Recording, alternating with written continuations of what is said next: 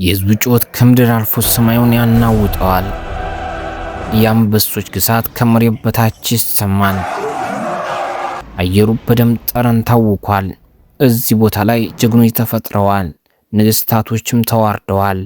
ባሪያዎች ደግሞ ነፃነታቸውን በደማቸው ማህተም ገዝተዋል። ይህ የሮም ኮሎሲየም ነው።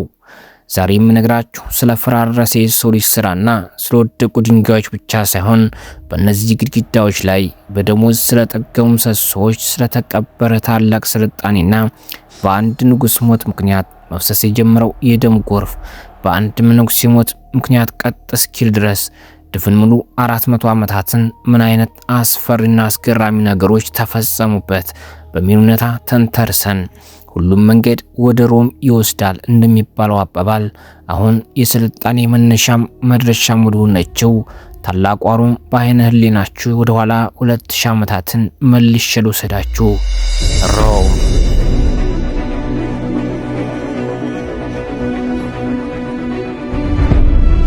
ታሪክ የሚጻፈው በተረፉ ሰዎች ነው እንዳለ አንድ ያልታወቀ ሰው ሮም እንደ 753 ዓመተ ዓለም አፈ ታሪክ ከሆነ የተኩላ ጡት ጠብቶ ባደጉባት በሬሙስና በሬሙለስ በተባሉ በሁለት ወንድማማቶች እንደተመሰረተች ቢነገርላትም ከጥንት ጀምሮ እስካሁን በየክፍለ ዘመናቱ ልዩነት ግን የሚቀየሩባት ሹም ዳኛ ነገስታቶች የራሳቸውን ጥሩም መጥፎም አሻራዎቻቸውን ጥለውባት ያለፉባት ታሪካዊና አስገራሚ ሀገር ናት። ከዚህም የሞት ጥላ አሻራቸው ውስጥ በደም ተገንብቶ በደም በአንድ ጎኑ የፈረሰ የሚመስለው ኮሎሲየስ የግላዲያቶሮች የግንብ አሰራር አንዱ ትልቅ የዛን ዘመን ስልጣኔም ድንቁርናንም ህያው ማሳያ ነው። ይህ ስፍራ ለግላዲያቶሮች የሞት ጥላ መጨረሻ ትንቅንቅ ሲኦል ሲሆን በጊዜው ለነበሩ ህዝቦች ደግሞ ልክኛ በአሁኑ ዘመን በፕሪሚየር ሊግ እና በተለያዩ የስፖርት ጨዋታዎች ጮቤ እንደምንረግጠው ሁሉ ለነሱ ደግሞ ከሱ ያልተናነሰ የመዝናኛ ትርኢት ማሳያ ስፍራ ነበር። ለዚህ ነፍሰ በላ ግንብ መገንባት ምክንያት የሆነው ከክርስቶስ ልደት በኋላ በ700 ዓመተ ምህረት በሮሙ ንጉስ ቬስፓሲያን ሲሆን ከሱ መንገስ በፊት የነበረው በዙሪያው ባሉ ሰዎች የተገደለው የንጉስ ኒሮንን አሻራ ለማጥፋት ነበር። ንጉስ ኒሮን በከተማው መሃል ከሚያምረው ቤተመንግስቱ አቅራቢያ ለራሱ መዝናኛ ስፍራ የሰራው ሰው ሰራሽ ሐይቅም ነበረው። እናም ኒሮንም በወቅቱ በህዝቡ የተጠላ ንጉስ ስለነበር ከሱ የሞት በኋላ ቬስፓሲያን እንደነገሰ በሱ የጥላቻ አይን ኢየሱስን የመወደድ ስብዕና ለመገንባት በፖለቲካዊ ጨዋታ በህዝቡ ለመወደድና በነጻ ግብዣዎቹ በምግብ እና በጦች ልባቸውን ለመግዛት የሐይቁን ውሃ በማስደፋት ህዝቡና ንጉሱ በነጻነት የሚገኙበት መድረክ እንዲሆን ታሳቢ አድርጎ እንዳስጀምረው ይነገራል። አሁን ላይም እንዲህ ግማሽ ጎኑ ፈርሶ ለቤተ ክርስቲያን ማሰሪያ ሆኖ በዓለም ዝነኛ ሰዎችና ታላላቅ ሰዎች አይን ከመጎብኘቱ በፊት ይህ ታላቅ ስፍራ ግንባታውንም ለማሰራት ከ60 ሺህ በላይ ባሆኑ ከአይሁድ በተማረኩ ባሮች የተገነባ ሲሆን ለግንባታ ስራውም የውጨኛውን ክፍል ትራቨርቲ በተባለ የኖራ ድንጋይ፣ ውስጠኛውን ደግሞ ቱፋ በተባለ የእሳተ ገሞራ ድንጋይ፣ ጡብና ኮንክሪት እብነበረድ የተጠቀመ ሲሆን ከባሮቹ በተጨማሪ የሚያስፈልገውን ነገር ከቦታ ወደ ቦታ ለማጓጓዝ የጠገቡ በሬዎችን እንደ ግመል፣ ፈረስ ጋሪዎችን ተገልግሏል። በውስጡም 80 ሺህ ሰዎችን መያዝ የሚችለውና በ15 ደቂቃዎች ውስጥ ገብቶ የሚወጡበት በዙሪያው 80 መግቢያ መውጫ በሮችም ነበሩት።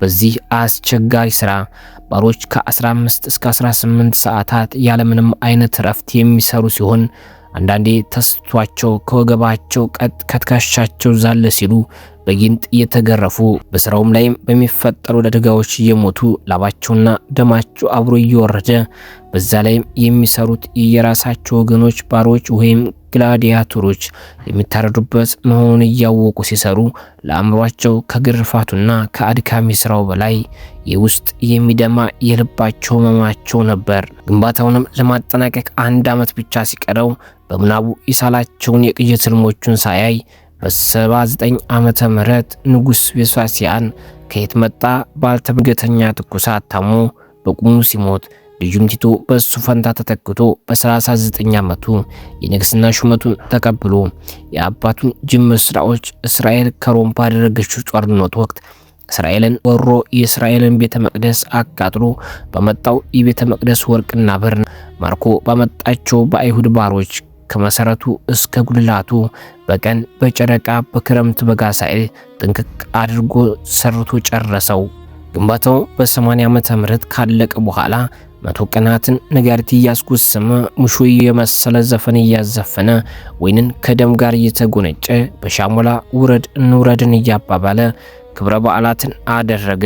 በዛም ትርኢት ውስጥ በተለየ መልኩ ውሃ በመሙላት የባህር አስፈሪ እንስሳትን አሳነባሪ አዞን ውሃው ላይ በመለቀቅ መርከቦችን በማስገባት ወዲያውን የተፈጠረ ጦርነትን በማስነሳት እርስ በእርስ ያጋጥም ነበር። በዛም ትርኢት በሚመስል ግን እውነተኛ ጊዜያዊ ጦርነት በፍልሚያው ብቻ ወደ 900 የሚጠጉ አንበሶች፣ ነብሮች፣ ሌሎች አስፈሪ እንስሳቶችና ቁጥራቸው የማይታወቅ ብዙ ሰዎች የሞቱ ሲሆን ግላዲያተሮቹም ምርኮኞች፣ ባሪያዎች ወይም ወንጀለኞች ስለሚሆኑ ወደ ሜዳው የሚገቡት ለጀብድ ወይም ለታይታ ሳይሆን በሕይወት ለመቆየት ሲሉ ብቻ ነበር። በዚህ የሞት ሽረት ግጥሚያ ውስጥ ግላዲያተሮች የሚገጥሙት ህዝቡን ለማዝናናት፣ ንጉሱን ለማስደሰትና የሮምን ታላቅነትና ኃያልነት ለማሳየት ብቻ ሲሆን ቲቶም ይህን የ100 ቀናት ትርኢት ወይም ዝግጅት ያደረገበት ትልቁ ዓላማውና ምክንያቱ በወቅቱ ሮም በእሳት ቃጠሎና በወረርሽኝ ተመትታ ስለነበር ህዝቡ ያንን መከራ እንዲረሳና በንጉስ ላይም እምነት እንዲኖራቸው ለማድረግ ሲል ነው።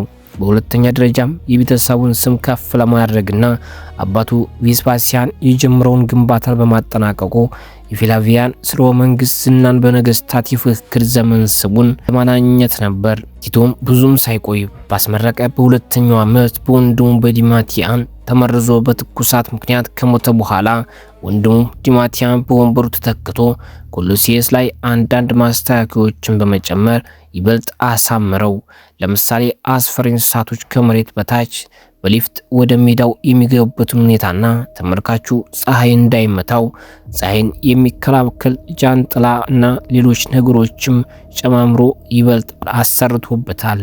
የግላዲያተሮች የሃይነቱ ስርዓት በኮሎሲየስ ውስጥ የሚካሄደው የግላዲያተሮች ግጥሚያ ደም አፍሳሽ ትዕይንት እስከ 5ኛ ክፍለ ዘመን መጀመሪያ ድረስ ለረጅም ዘመናት የቆየ ቢሆንም በ404 ዓመተ ምህረት ግን ቴሌማከስ የተባለ ክርስቲያናዊ መነኩሴ ከምስራቅ እስያ በመነሳት በሮም ይካሄድ የነበረውን የግላዲያተሮች ግጥሚያ ለማስቆም መጣ።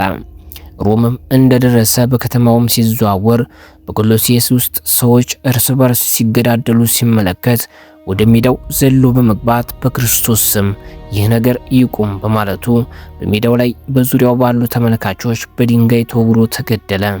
ይህም ነገር በወቅቱ በነበረው በንጉስ ሆኖሪየስ በመነኩሴው ቴሌማከስ በተደረገው ነገር ልቡ በመነካቱ በሮም ይካሄድ የነበረውን የግላዲያተሮች ግጥሚያ ለዘላለም የሚያግድን አዋጅ በመላው የሮማ ግዛት አወጣ። ይህ ነገር ሳይውል ሳያድር ነገሩ ቆመ። በዚህ ምክንያት ቴሌማከስ በሮም የነበረውን ጭካኔ የተሞላበትን የስፖርት አይነት ያስቆመ ሰማዕት ተደርጎ ለዘላለም ተቆጠረ። ያም የብዙ ዘመናት ደም አፍሳሽ ታሪክ በአንድ መነኩሴ ምክንያት ከቆመ በኋላ አሁን ላይ ኮሎሲየስ ላይ የሚነፍሰው የሽውሽውታ ነፋስ የጥንቱን የሻሞላ ድምጽ የሚመስል ድምጽ ከማስተጋባት ውጭ ነበር እየተባለ ታሪኩ እስካሁን ድረስ ይወራለታል።